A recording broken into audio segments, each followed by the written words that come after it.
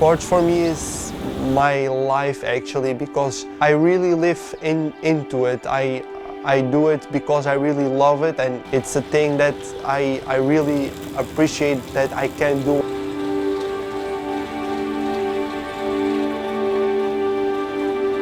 I think about the people that cannot do it. You just need to appreciate that and just do it and enjoy the moment.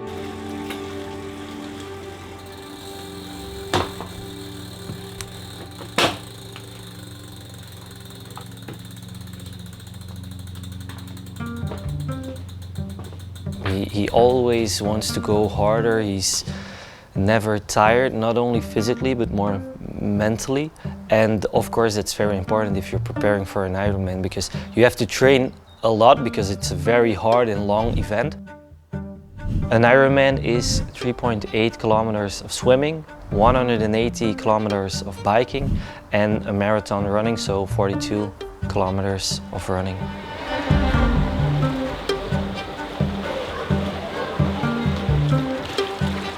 45 minutes, easy swim, just to lose up a little bit the muscles for the race.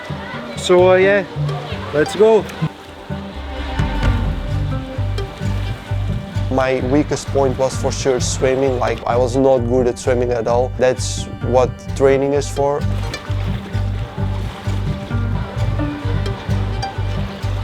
I think towards the end he was training in between 15 or 20 hours a week.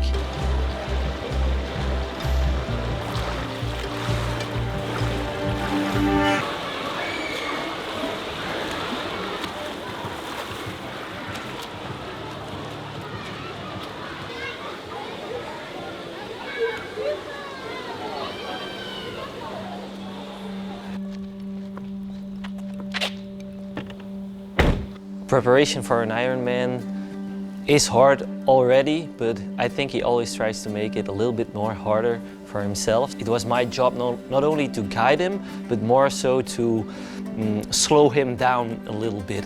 When he told me, I was excited too, because yeah, I know how hard he's working for it. I know he can do it because he has like a mentality that he can switch something in his head what a lot of people can't. He can go through a lot of pain and he can really go over his limit.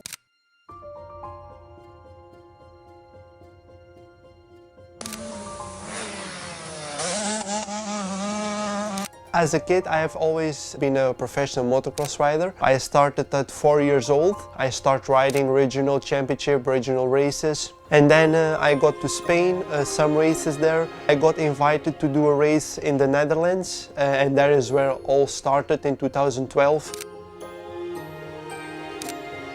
Motocross was just my life. We changed everything for motocross. Even if you are professional, you are still a kid. And you need to do what kids do, and I was not doing that. I was focusing on what I eat, focusing on training, focusing on physical training. But my dad always have been there to push me. That helped me a lot for sure, like later nowadays.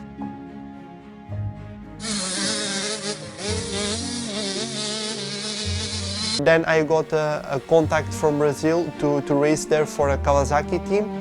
Afonso Gaidao, que também esteve presente neste lançamento, tem sido uma das apostas da Fox por conseguir surpreender tudo.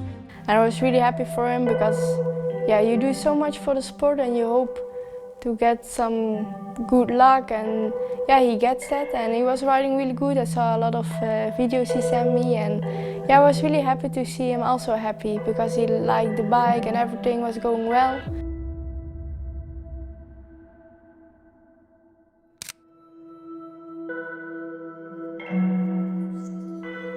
I was riding in a track in Brazil with the 450, so normally I rode 250, but in that day I was testing a 450, so the highest bike you can have. There were like the waves, and I got like sideways, sideways, sideways, and then on the last I put my feet on the ground and my knee just twisted.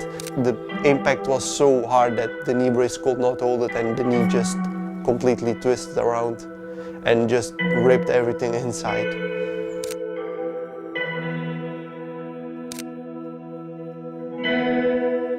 Going through the injury, it made me think a lot is this really what I want with my life? If you have so many setbacks year after year after year, at one point it's over. Like, I also always think about it, it needed to be like this, you know? There is some reason that I had always something. There are many other things in the world to do. If it's not motocross, then it will be something else. I started training by myself very hard. Then I changed a bit my body. I got more like into nutrition. I want to perform better and not look better, but I felt I needed something more to push myself a little bit longer, something very demanding. And I came out in the triathlon world, in the Ironman. Triathlon is just one big challenge, not only physically, but more so mentally. You have to push your limits, not only on race day, but more so in preparation for it. You have to push yourself every single day.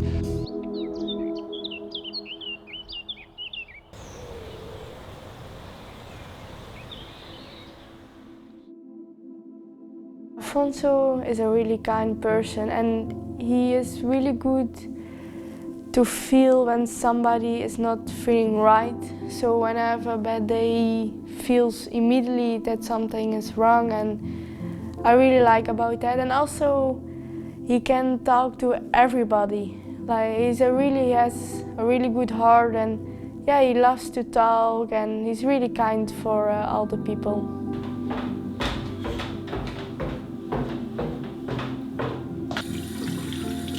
In the beginning of our relationship, he was like mentality really hard for himself, and I think during the years he gets softer and yeah, a little bit better for himself also.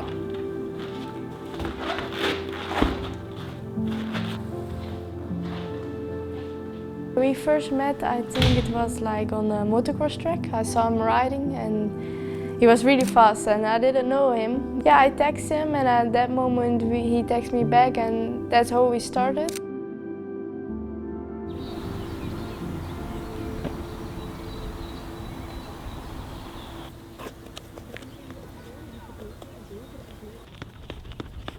You earn your trophies in the training and you collect them in the race day. It's just pure enjoyment in the race day. When the pain kicks in, then the enjoyment starts, and when you finish, it's just an adrenaline boost. What you get is incredible. I've always been very nervous before a race, also as a kid, because like I had a lot of pressure on me. I think it's a good pressure, it's not a bad one, but for sure it's not always easy to deal with it. So his strips, one of the best strips you can get for your nose. It opens your airways so you can breathe very easily. Let me see if...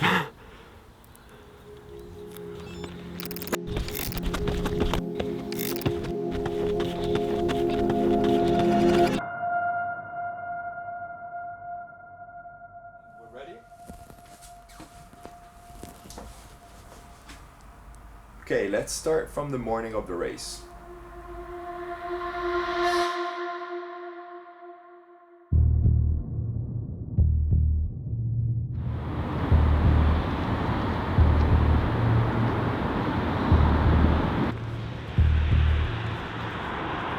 I was quite nervous about how it will end, because I know what I'm capable of, but in the race day it's always the question.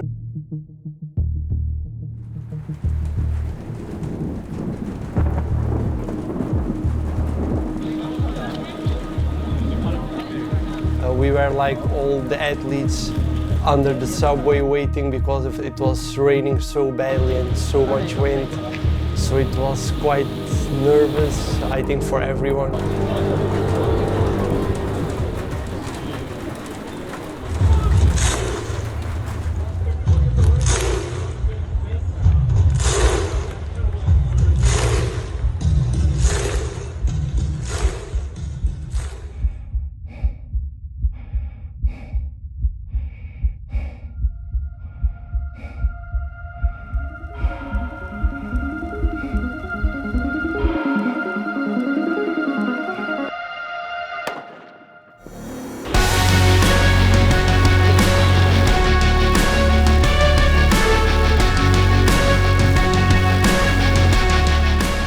very hectic in the water with swimming.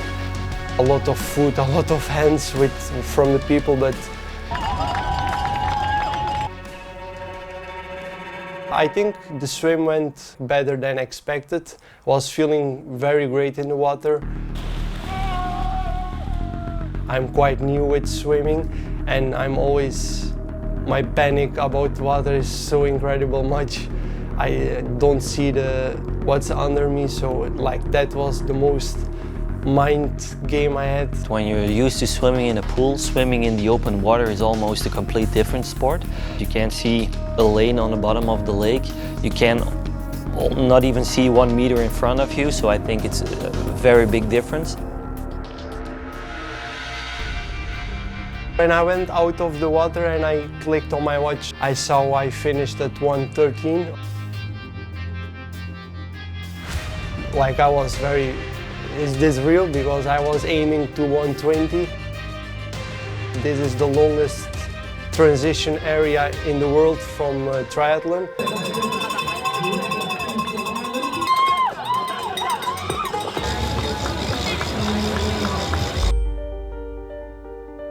The transition was very, very nice. I was so hyped up because the swim was over. I knew it was like the hardest for me, so I was really excited to go on the bike. That's normally my strongest point. So I was just very excited. I loved like every second out there, so it was just perfect.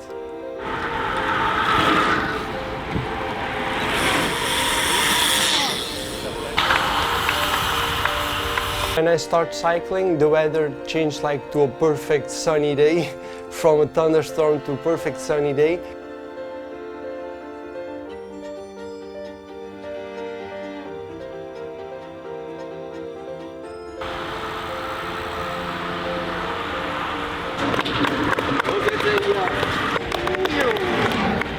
Not too hot, not too cold, but on the start of the second loop starts to get a bit windy. I felt it directly, and then it started raining a bit, but like in the middle of the second loop it started so hard wind and so hard rain. It made like really hard the bike on the second loop, because I looked at my watch, I went like 12 kilometers per hour, high heart rate, like I needed to push so badly. I just knew it was almost over for the bike, so I kept pushing. Maybe a bit too hard, because then on the run I was cooked.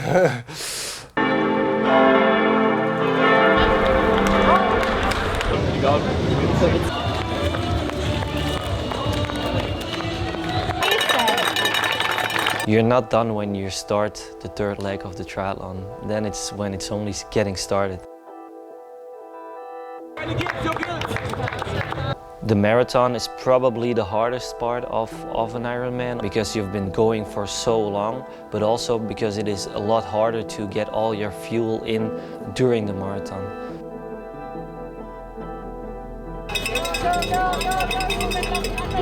Directly when I started the run, I felt it immediately on my stomach. It was like a stone in my stomach. Then I tried to take the first gel at minute 20, and I directly threw up when I tried it, so I knew, ooh, this is not going to be easy. Still need to do 4.5 hours like this. It's going to be like very, very heavy mentally and for sure like physically also. It was very frustrating because I was not tired, but I just could not go faster because I was like getting dizzy, and if you don't get nothing in you, like my stomach was going crazy.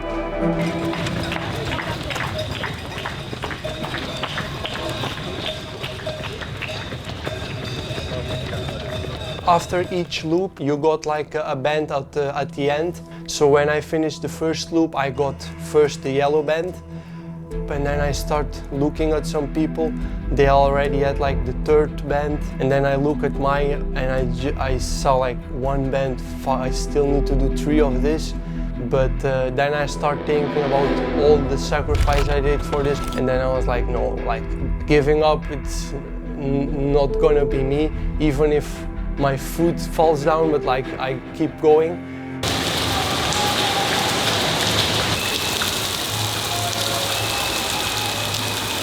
After 2-3 minutes, start dropping like big stones, very much. Like I think I never saw this rain in my life.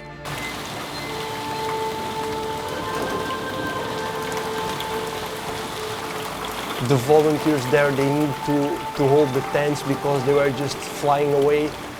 The tables on the ground, the cups, everything was just gone.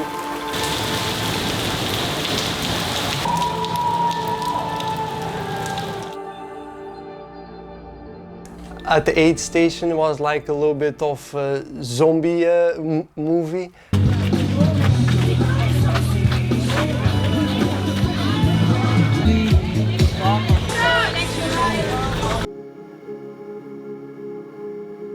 At some places there were a lot of people cheering you up with music boxes, partying, just cheering on your name.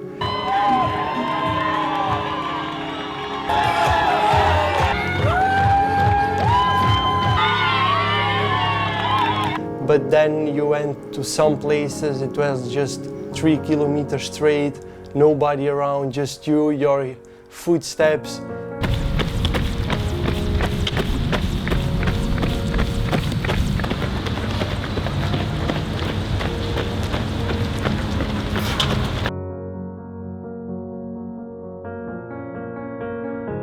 The last loop, I was very excited. Even it was 11 kilometers to run, I was trying to not stop to be as quick to the finish line. But all the supporters, when they saw I had 4 bands, they would cheer you up. They were so hyped for you. It was like more hype than myself, so it made me very proud.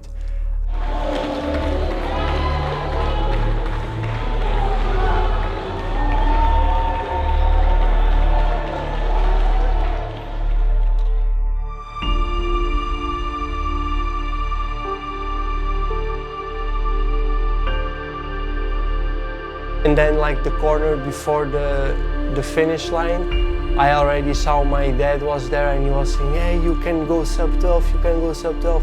So I was like, "Oh, I need to sprint because maybe it's very close." And then when I turned to the right, I saw the Ironman finish line. People on the left, people on the right, so many people cheering you up.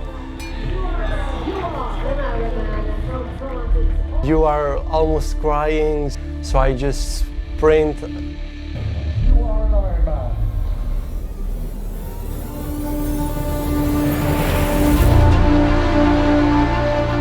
For sure, I ring the bells for Afonso. You are an Ironman.